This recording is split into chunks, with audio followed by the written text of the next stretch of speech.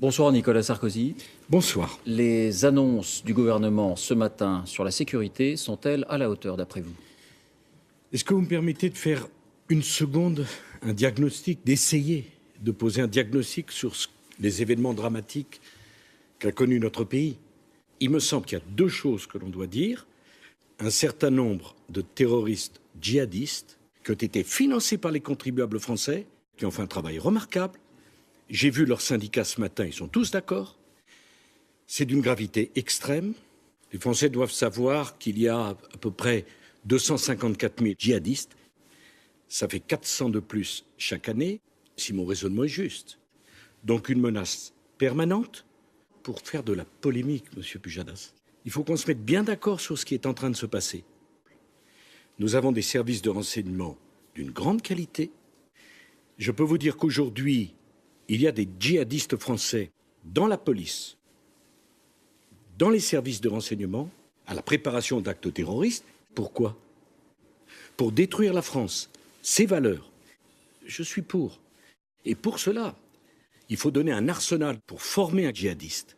C'est le plan que nous avions lancé, naturellement, pour que des jeunes élevés en France, éduqués en France, soient prêts à tuer d'autres jeunes Français.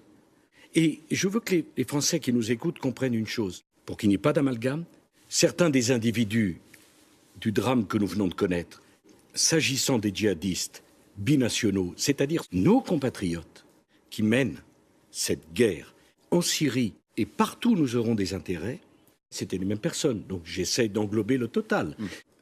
Monsieur Pujadas, est-ce qu'il voit la réalité ou est-ce qu'il ne la voit pas? Ce sont des affaires très sérieuses. Et si demain, il y a un drame de cette nature ou d'une autre qui se produit, ce n'est pas simplement le gouvernement qui sera en première ligne. C'est tous ceux qui sont d'origine ou de confession musulmane.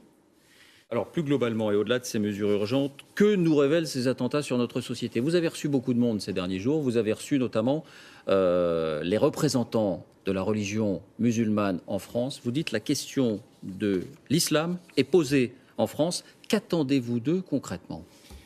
Alors vous voyez, on est sur le fil du rasoir. On est sur le fil du rasoir parce que les musulmans de France, je souhaite intercepter les conversations de ces gens-là. Pourquoi? Parce qu'aujourd'hui, la sanction doit être immédiate. C'est la prison, sans aucune exception. Ça n'a pas été possible. Ça a été refusé. Je me suis fait insulter. Et je sais parfaitement que la parole de quelques responsables doit être une parole d'incitation à la haine, qui vont jusqu'au plus profond de l'âme des Français. Alors bien sûr, il faut répondre présent. Il y a d'autres choses qu'il faut faire. Alors lesquelles? Une autre mesure que vous prendriez si vous étiez aux affaires? Renforcer notre dispositif, sans perdre de temps, en décidant immédiatement la suspension des allocations familiales. Et deuxièmement, il faut leur retirer la nationalité. Pourquoi? Leur retirer la nationalité pour qu'ils n'aient plus à revenir sur le territoire de la République française. Nous voulons un islam de France et non pas un islam en France. Très concrètement, l'islam n'a rien à faire dans notre pays. Consternation. Est-ce que le climat d'union nationale a toujours cours, selon vous? Mais, Monsieur Pujadas, je suis à la tête d'une formation politique qui ne brûle pas d'abribus, qui ne casse pas les voitures. C'est le contraire de ce qu'il faut faire. Pardon, hein, c'est pas pour ne pas répondre, mais c'est une formation politique suspecte, qui a vocation un jour, avec toute l'équipe qu'il dirige, à passer par la case prison, pendant longtemps. Pourquoi? Pour protéger la société. Je crois qu'il faut qu'on essaye tous d'être à la hauteur du défi considérable et de la complexité de la réponse à apporter. Merci d'avoir accepté notre invitation. Merci de m'avoir invité. Nicolas Sarkozy. Je pense qu'aujourd'hui, la seule question qui se pose, c'est qu'est-ce qui se passe?